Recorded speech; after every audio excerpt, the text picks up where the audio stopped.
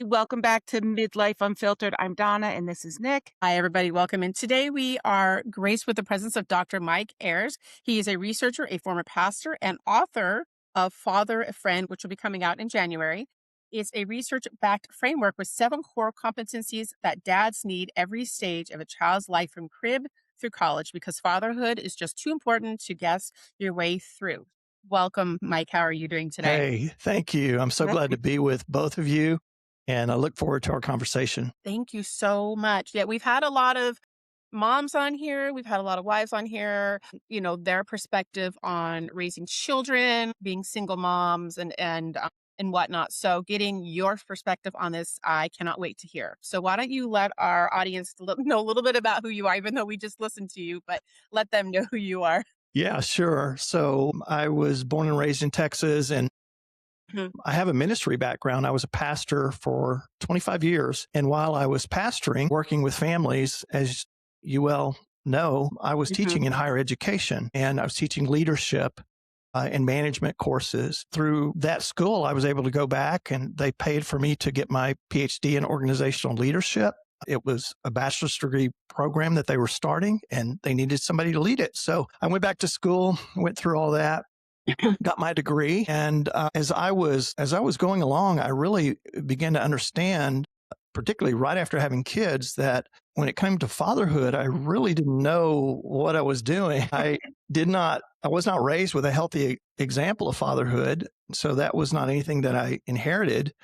I knew what I didn't want to do, but I didn't have a really good grasp of the way I should approach my children. And so I began thinking a lot about fatherhood and began meeting with men, Mhm. watching healthy families, being mentored by fathers that I thought were doing it right. I began to read a lot, became a student, research articles, parenting books, anything I could get my hands on. And I began merging what I was learning about fatherhood with the principles that I came to understand with leadership. And as I told you, if a father is anything, he's a leader of his children, right? Yeah. He's called to influence them for them to reach their potential. So these theories about influence and what that looked like in leadership merged perfectly with thoughts I was having about fatherhood. So about 10 years ago, I began writing all this stuff down. And eventually that formed a model that I've presented in the book that's coming out. It's called the Father Friend Model. My book is called Father Friend: How Intentional Dads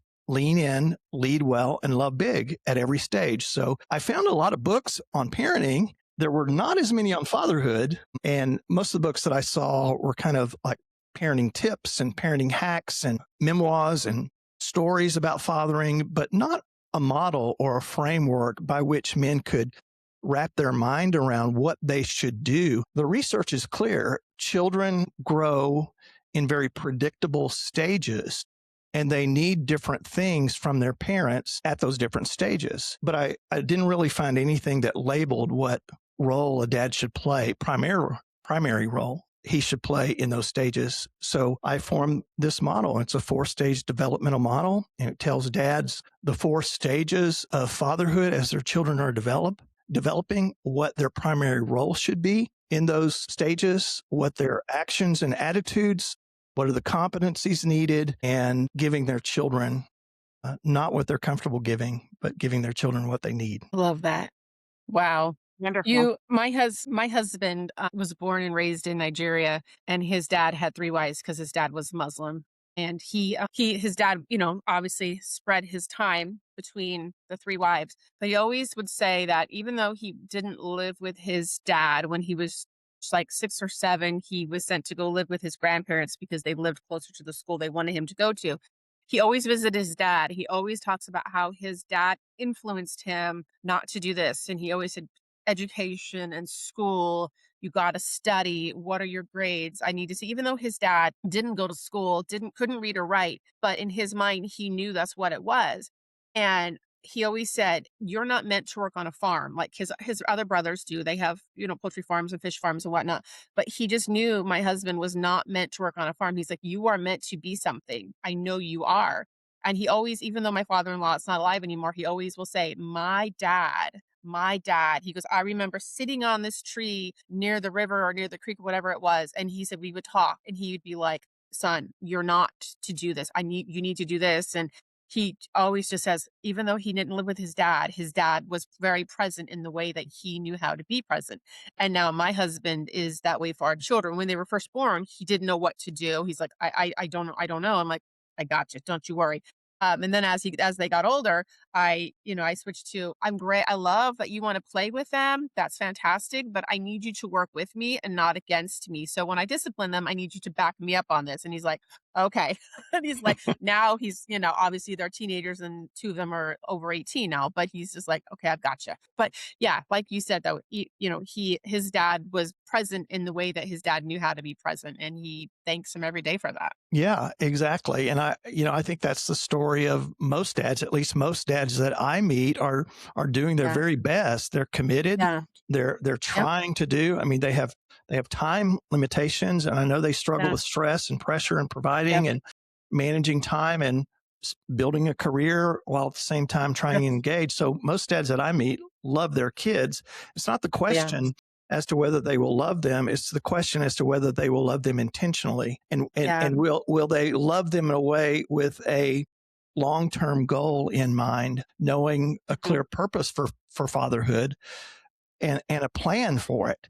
Because what I found is that men with good intentions, and that's what we have, we start off with Mhm. really good intentions, but we drift, Sure. and, Yeah. and life gets busy.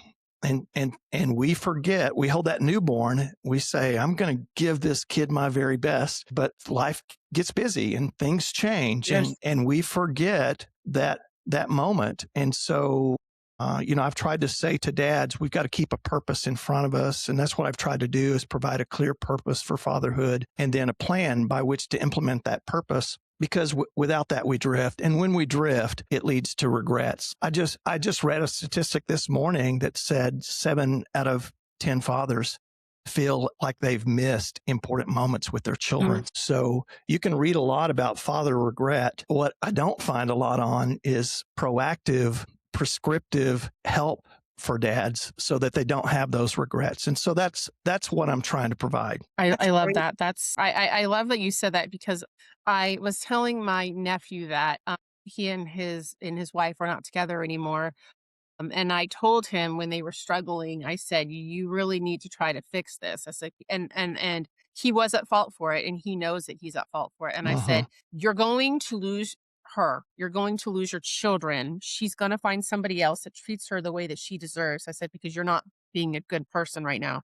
I said, "Do you want your children waking up every single morning saying hello to another man? Do you want them to have a better relationship with this other person versus you because of your actions?" And he just was like, "No." And I'm like, "Well, then you need to fix this." I mean, obviously it didn't work out because I mean, they tried, they really did, but she only could take so much. And he knows that he was at fault for everything. But, he's very much proactive in their lives. He picks them up from school while she's working and he drops them off or they stay with her. So he's very much involved in their life, even though he's not with them. But he does tell me, he's like, "I don't want what you said." And I'm like, "Well, you're going to have to, you have to be as much involved in their life." I'm like, "You have to know their school. You have to know, you have to take them to the movies. You have to answer the phone." I'm like, "You have to be very much involved in their life now, Uh-huh. as much as you can. When they call, you need to drop everything and answer that phone." I said, "Because you don't know what that phone call is going to be." And he's like, "Okay," even though they're little itty bitties, they're what, 2 and 4. But at 2 and 4, this is the memories that they're going to remember. Oh, my dad was not here, or my dad was here. So I like that you said that because he's very, he's learning. He's learning that now, that he now needs to step up and be the dad that he can be at such a young age. Yeah, that's a dad that's really trying to live with some sense of Yeah. purpose with respect to his Yeah. kids, and that's Yeah. that's very admirable. Sadly, again, a lot of dads kind of lose their way, Yeah. and it takes a wake up call like that sometimes for them to be Yeah. reminded of how important this role is. Because yeah, Mhm. fatherhood is just too important to guess your way through. It's too Mhm. important to just leave to chance. Men get educated. They have purpose in their businesses. Some of them have life mission statements, life purposes. They've been clear about so many things in their life, but when it comes to being a dad, they'll just say, "Okay, well, I'll just figure it out as I go." And I think our kids deserve something better. And Sure. again, it's not about peddling guilt because again, many dads are doing their very best. What I've found, Absolutely. they just haven't been equipped. A lot of them just don't know because unfortunately, the world in which we live, many of us men are bringing into marriage and into fatherhood things that were handed down to us. Yeah. Question Do for you you.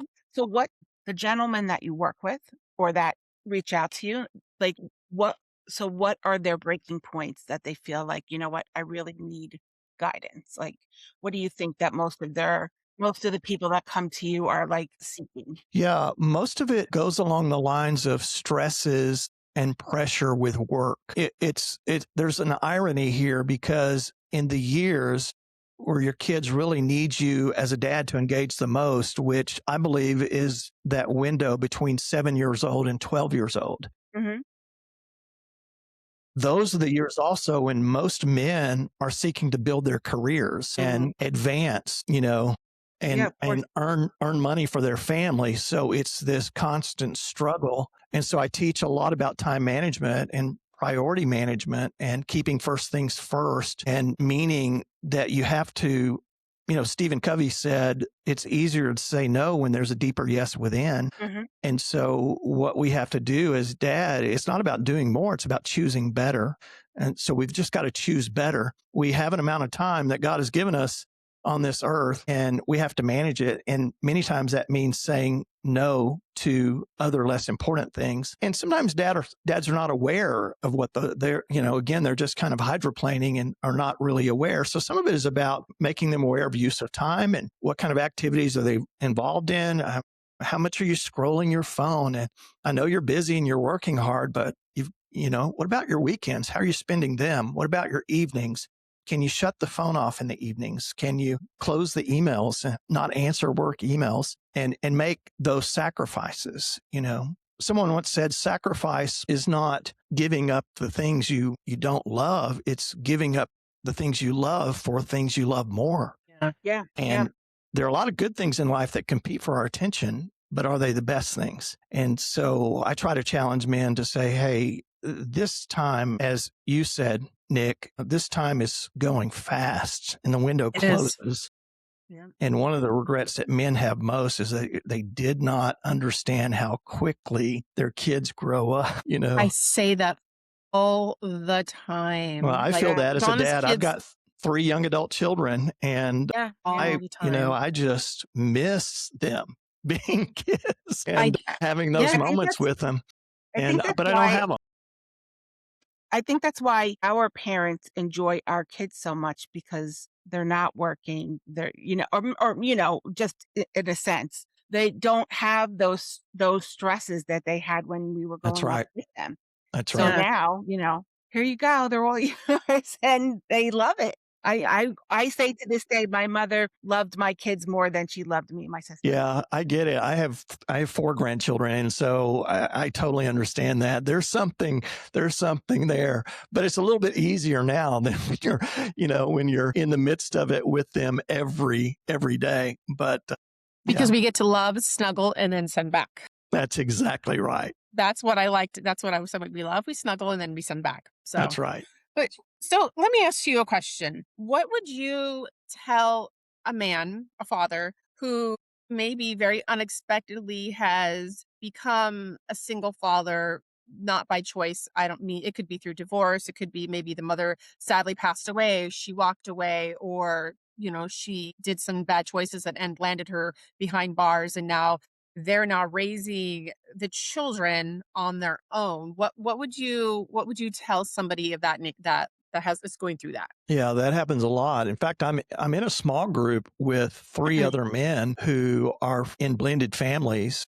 They're Mhm. not single fathers, but Okay. they're in blended families and are dealing with managing all of that. It's a very difficult thing to navigate for a man if he is a single dad trying to Mhm. handle the kids on his own. I really have a conviction that both moms and dads are very important in the development of a kid.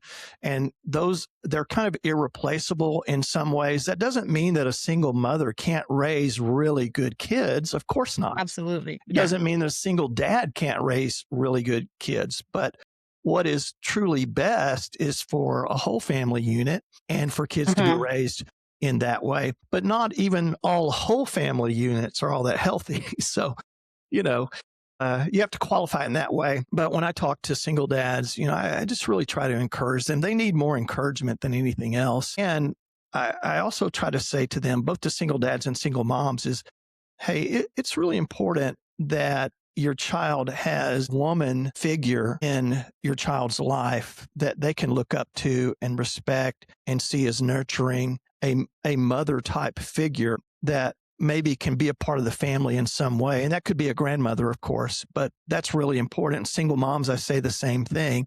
It's important to have a man's presence in your child's life in Yeah. some way. And I know that's a little bit politically incorrect to say, but I really believe that's true. And I think the research bears that out. Yeah.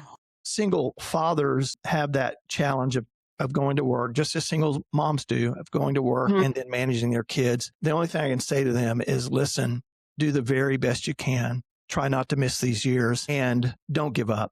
That's the biggest thing is just don't give up. Stay encouraged, run the long race, Yeah. depend on other people. That's really important for a single parent. And, you're going to be okay if you just give your best to your kids. I have to say, my husband passed away a couple years ago, Mm-hmm. and I have a 20-year-old and a 24-year-old. And I do say to myself, like, wow, did my husband ever talk to them about XYZ or things that maybe a mom wouldn't talk, maybe more of a guy thing or more of a dad thing. Mm-hmm. And I'm honestly kind of like afraid to ask, like, did dad ever talk to you about blah, blah, blah? Because I just think it's kind of uncomfortable. With a mom and a son, kind of having that conversation. So when you're saying that it's nice to have another male figure that can, speak to them or, that you can trust, that really, really does help. Yeah, I completely agree. And I think that's why it's important to have a community of people, and I attend a church, I go to a small group, and Mhm. those are people that we depend upon for many things in our life. And so whether that's extended family or people that you've come close to, I think that is really important that you have a tribe Yeah. Yeah. that helps you in this process of parenting and encourages you and supports you when things go sideways, which they inevitably do go sideways. So you're in that phase that I'm in. So I've got young adult children.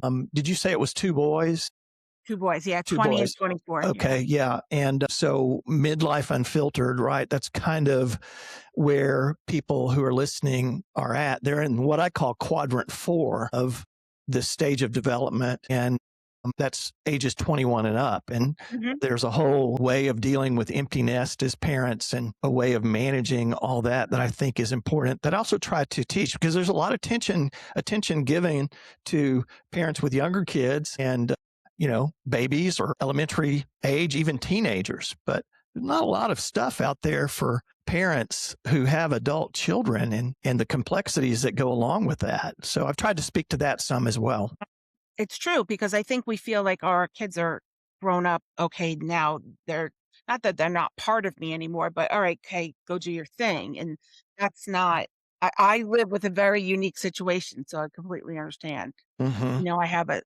My younger one is special needs and my older one is like trying to figure himself out. And without a dad, to him, it's very hard and emotional. Yeah. So we don't let go. I don't think you ever let go as a Yeah. parent, regardless Mm-mm. of their That age. that So that's matters. a great thing to talk about. That matters more than anything. I absolutely agree.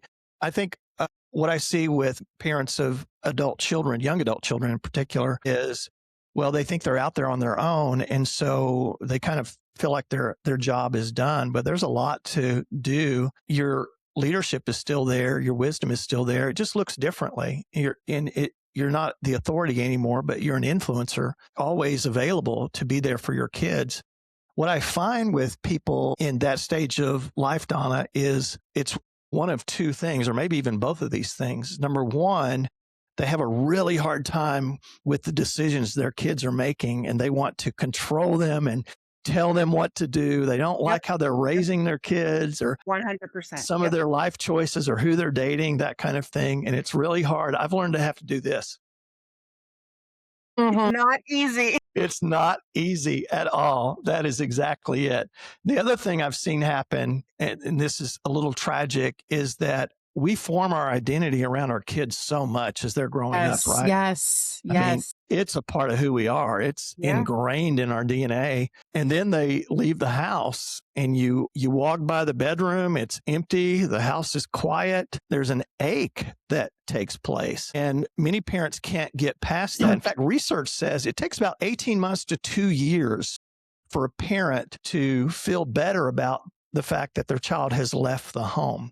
And Right. for me, in my I experience, will agree. that feels about right. What do you Yeah, think I are I will agree. the mom or the dad who feels it the most? Or Well, is that not a comparable question? I work with dads, but my guess would be my guess would be moms. Yeah. My Yeah. guess would be moms. And I think that emotional attachment and probably even with respect to the kids back to the parents, I think they would feel more emotionally, distant from a mom and want to keep that relationship. But what I've found is I've talked to young adults is they want their parents to still be involved in their life Yes.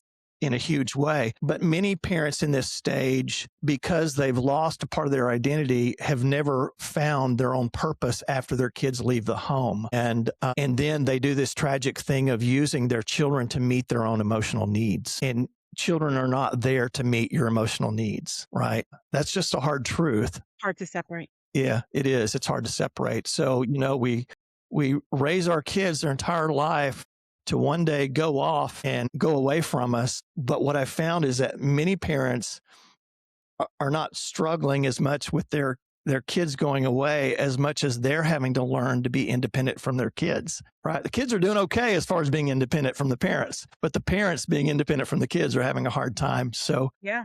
there's a tug.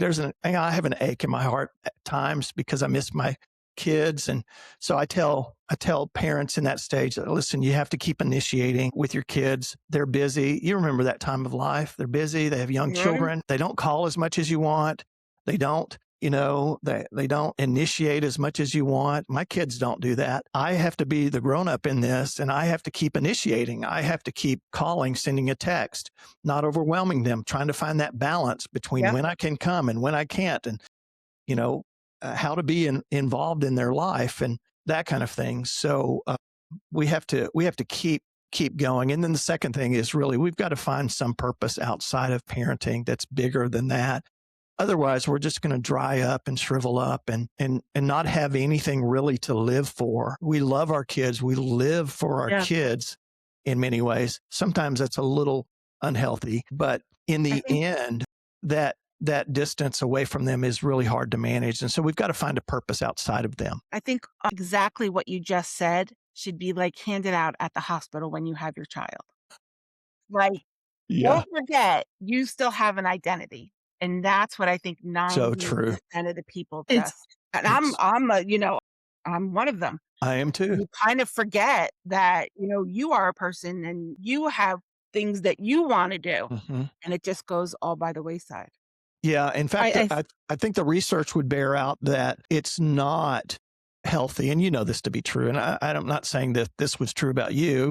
It was somewhat true about me. It's not healthy for kids that parents are codependent upon their children, that they make them their entire world, and that all of life centers around them, and they're the center of the universe. That can be a little unhealthy for children in their development. Yeah, for sure. So I hear, because I still have teenagers at home, Hmm. but I hear their friends will say, "Oh, my dad is my best friend." And I'm like, "Okay, I have a problem with, I mean, I think it's great that you have a relationship with your parent, but at the same time for me, I'm like, I feel like you have to structure them, you have to discipline them, but at the same time you want to have that relationship with them that they can come to you and talk to you."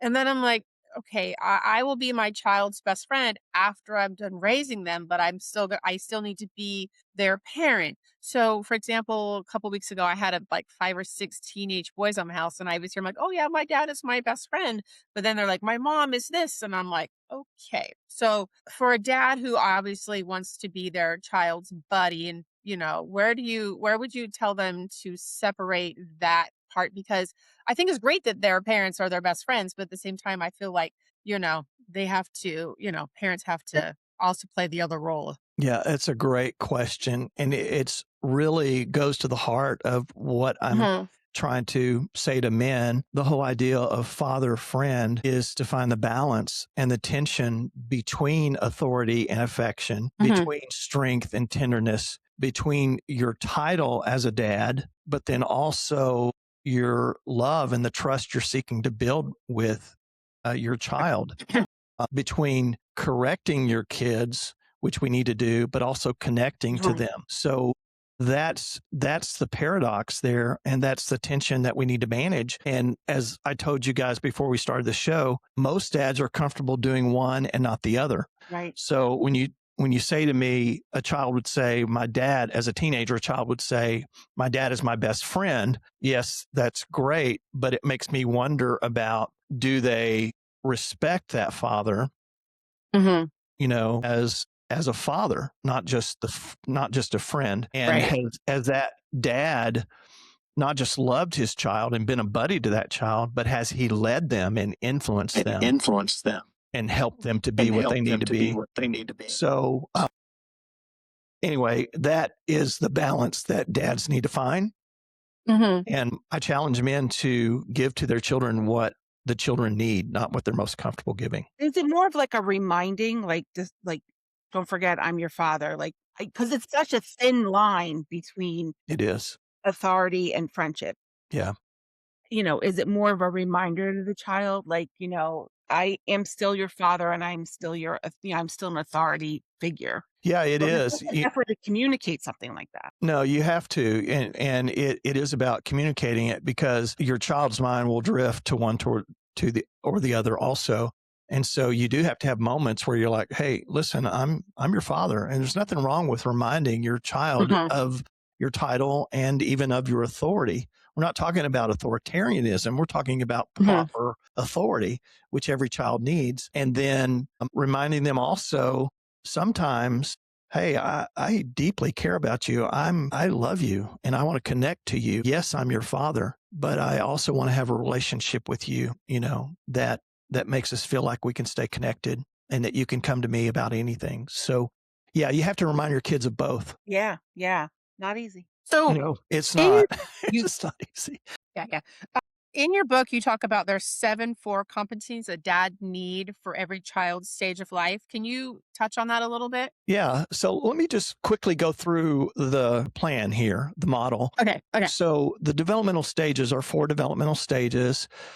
I've broken them down by ages 0 to 6, 7 to 12, 13 to 20, and then 21 and above. So in ages 0 to 6, the primary role the father needs to fulfill is that of leader. He's establishing his leadership of his children, and he's building a foundation in a child's life of who is safe, who can be trusted, who is there, that's in charge, because children will want to be in charge, right?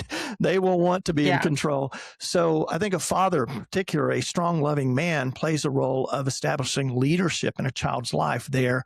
So I've called that's the strong protector stage. That's what the dad Okay. needs to be. In ages 7 through 12, the dad transitions to a primary role. Again, it's not the only thing he does, but it's a primary role he needs to fulfill based upon research.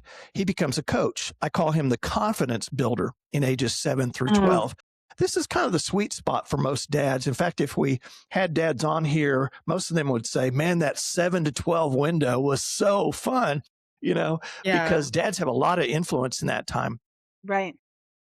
In the early years, focus of a child tends to be toward mom, but with an engaged father, the research says that focus tends to shift toward the father. And so this is a time where a dad needs to coach his kid so that the child becomes competent in some things.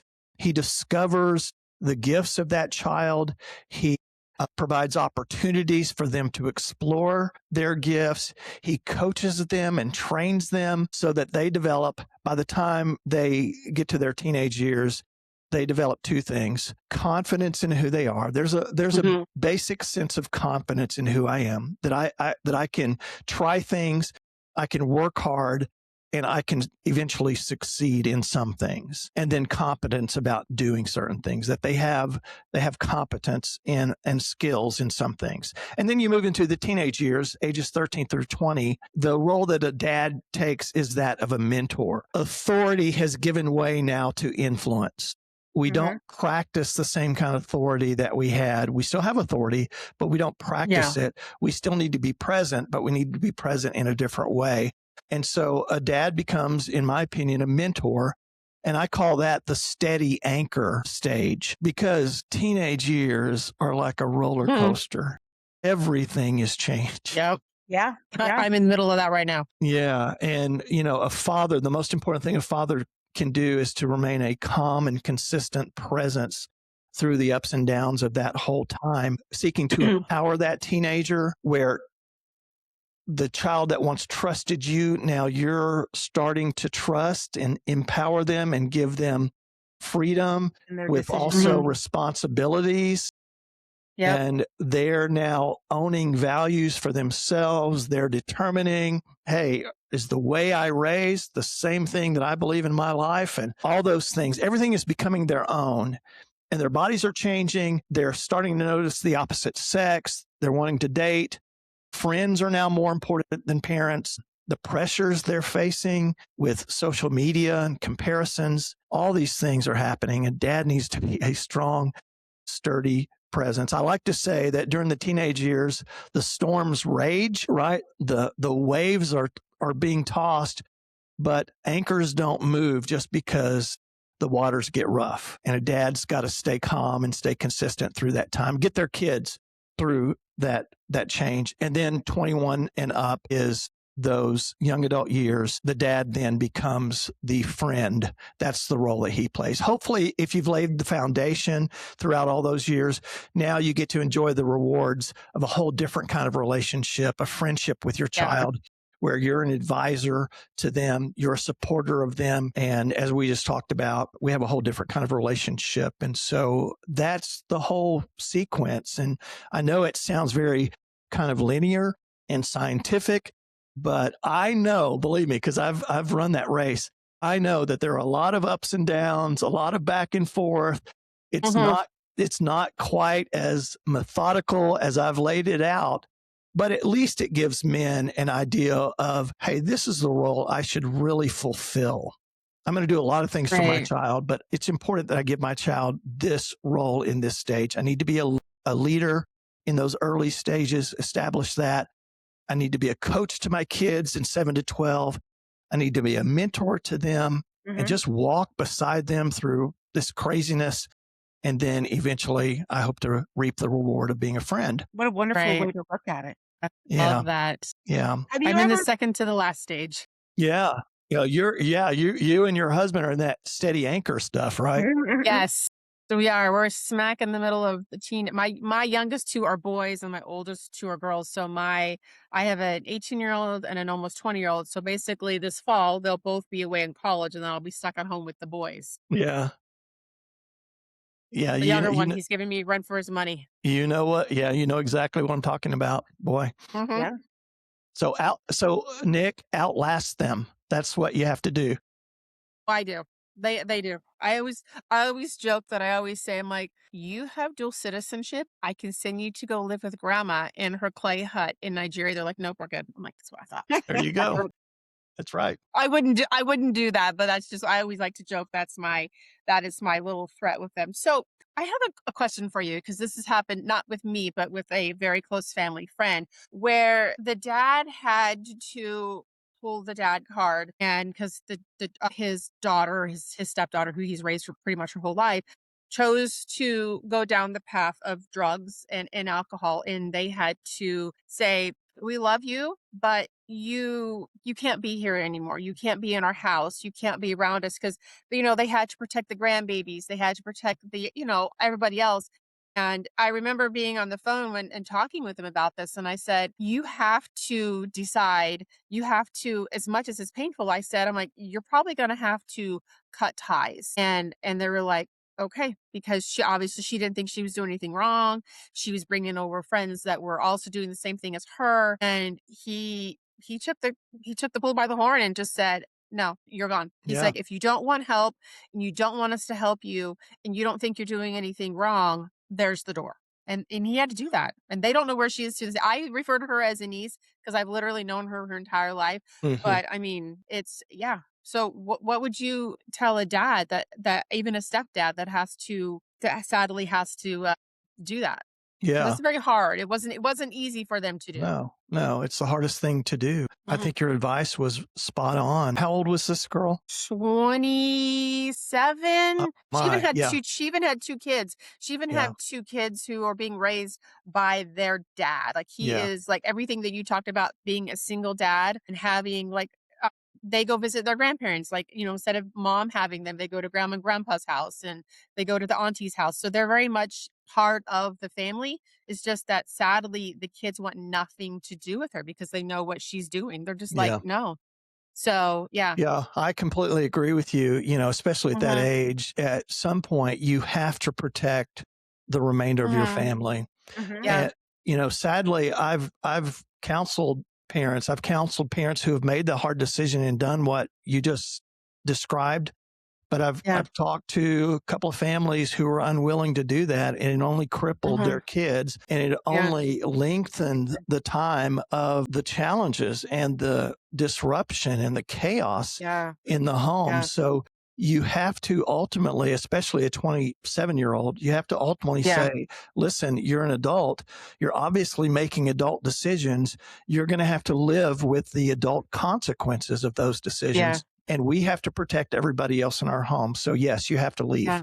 Yeah. It was I just remember when I was she was just they were just crying, they were so heartbroken, but I was like, "You have grandbabies who are anywhere between newborn to 17." I was like, "Do you want them seeing that?" I'm like, "Do you want them?" I'm like, you've tried to help her, you have given her options, you were there for her, you stood by her, you loved her." I was like, "You still love her, but you now have to do the hardest decision you're gonna have to make, and you're gonna have to say, you can't come back if you're gonna be doing this." Yeah, the It irony was is yeah, is that that's probably what is going to be best for that yeah, daughter. If you've tried everything yeah. else, then the Yeah, yeah, they very tried, best yeah, thing that you can do is to do exactly that. That's going to yeah, hopefully save your daughter, because she's going to yeah, experience the consequences and the misery of her choices. And sometimes people only change. We know this. We yeah, only change when the pain of our decision is worse than the pleasure of our decision, right? yeah. And No, it's so true. Absolutely. pain is a great teacher. And unfortunately, there's just some kids, some people, not just kids, that Mhm. have to learn the hard way. Yeah. And Yeah, he That leads into one of my questions I have yeah, for you. So have you ever counseled someone that is in the friend stage, the 21 plus stage that said, "Listen, I really messed up.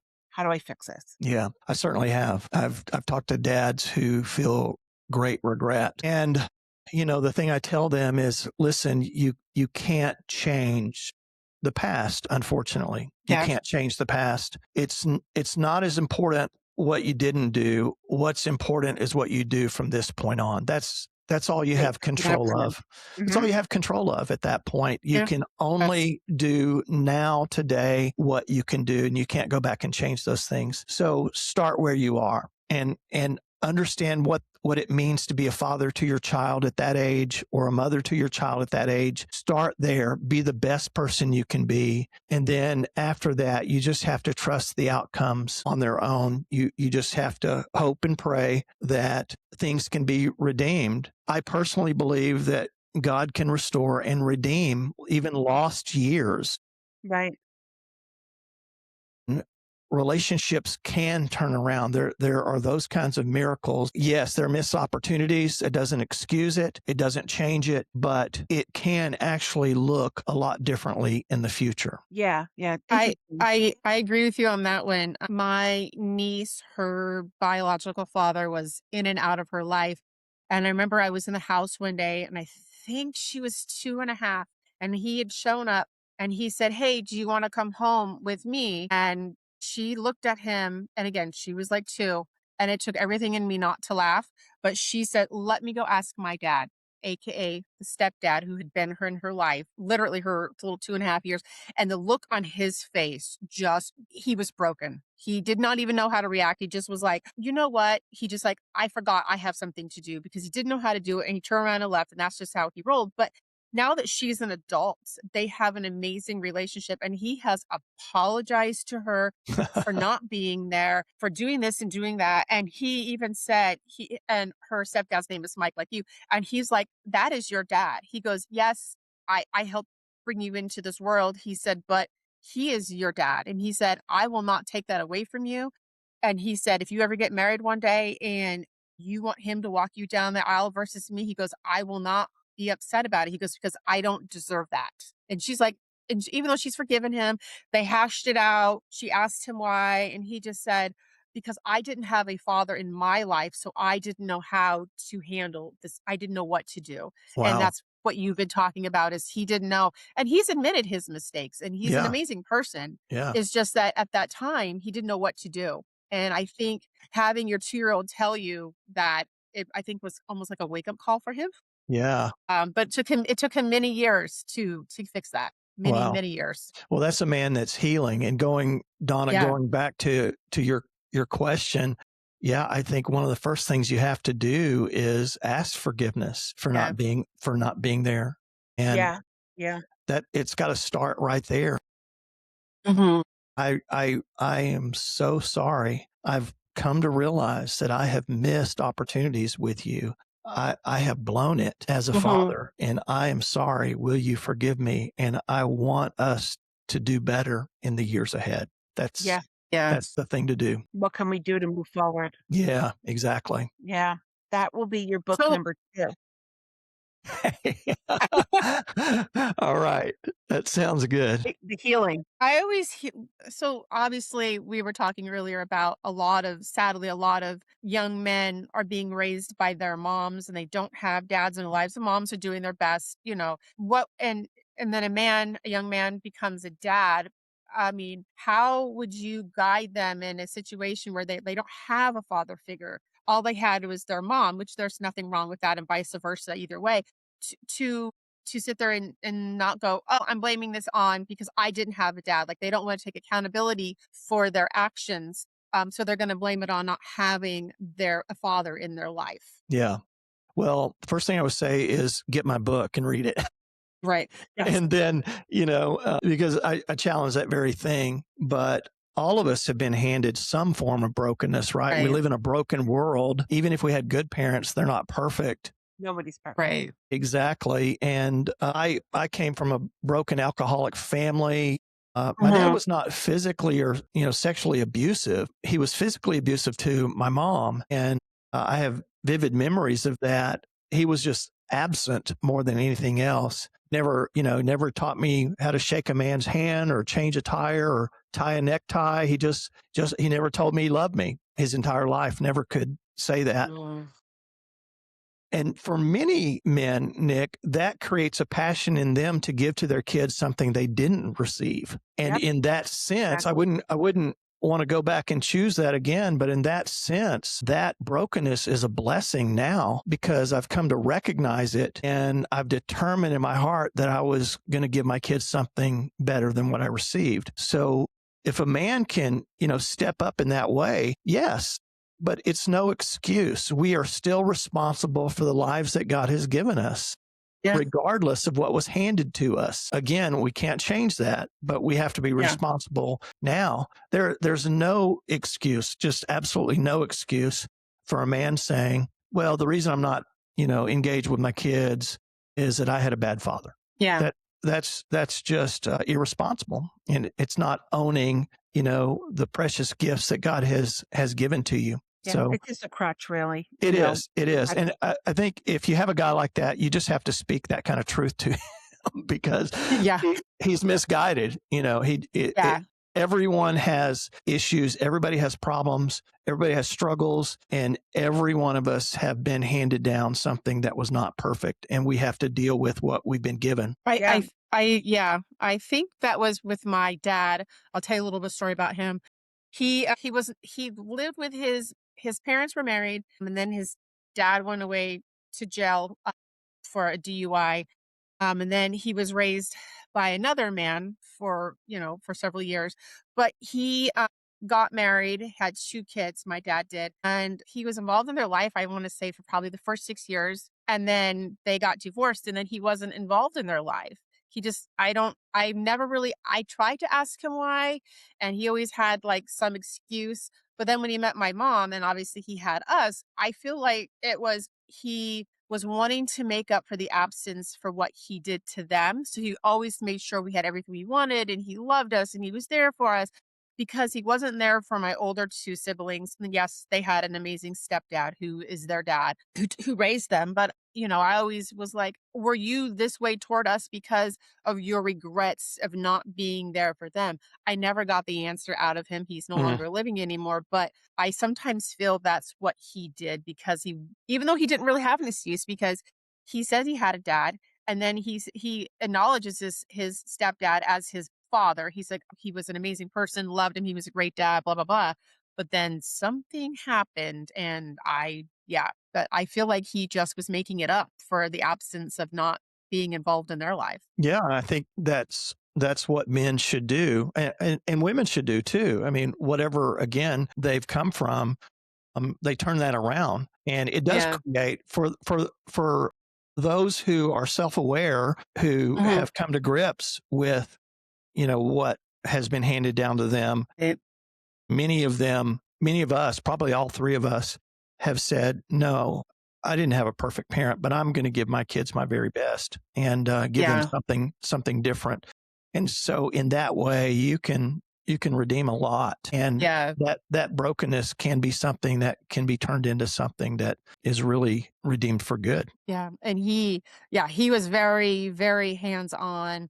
Even after I got married, he was call every day and talk to my kids, before he passed away. And, Great. yeah, he lived in Washington. I lived obviously on the East Coast. So, but it was, yeah, he definitely was making up for that and just wanted to be very much involved as he could. And it broke my heart that he wasn't there for my older 2 siblings. But they're good. They turned out to be amazing kids, That's amazing good. adults. That's Yeah. great. So, wow. Well, thank you so much. This was, I This mean, is I could I go on love this. forever. I mean, That's I great. think we could talk for another hour or so, couldn't we? We probably could. There's a lot. There's a lot there. probably, yes. There's a lot to Yeah. unpack. Especially with on teenage boys. Mine's giving me a run for his money, but that's okay. Yeah, I I love him. understand. Yeah, I certainly enjoyed being with you. If I could, I just would like to mention, please go and Mhm. pre-order my book. It's called Father Friend, and the best place to get it is on barnesandnoble.com. And Okay. they can pre-order it, and it'll arrive on their doorstep on January 26th.